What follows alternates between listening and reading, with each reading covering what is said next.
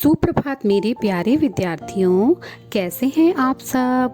अब तक मैंने आपको कुछ चीज़ें सिखाई हैं, जैसे मैंने आपको इंग्लिश राइम सिखाई, हिंदी राइम सिखाई और आप सब सब्जेक्ट्स की पढ़ाई कर रहे हैं। पर एक चीज़ हमारी रह गई है। हम स्कूल में जाते थे तो क्या सीखते थे? कहानी सीखते थे। तो मैं आज आपको कहानी सिखाऊंगी और उसको दिखाऊंगी, तो ध्यान से सुनिएगा। आज की हमारी कहानी का नाम है शेर और चूहा। तो चलिए शुरू करते हैं। एक बार एक शेर था। वह पेड़ के नीचे सोया हुआ था जंगल में। वहां एक चूहा आया। वह शेर के शरीर पर चढ़ गया और लगा उछलने कूदने। शेर की नींद टूट गई। वह गुस्से से दहाड़ उठा। सारा जंगल कांप गया। चूहा डर से थर्राने लगा। किसने मेरी नींद तोड़ने की हिम्मत की? शेर ने गरज कर कहा। उसने इधर उधर देखा।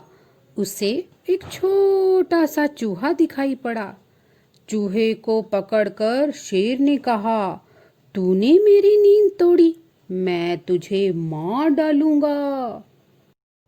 चूहे ने गिड़गिड़ाते हुए कहा, शेर महाराज, मुझे माफ कर दो। मैं जिंदा रहा तो कभी ना कभी आपकी मदद जरूर करूंगा।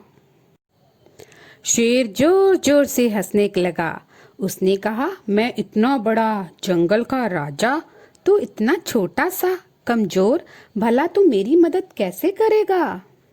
शेर दयालु था। उसने चूहे को छोड़ दिया।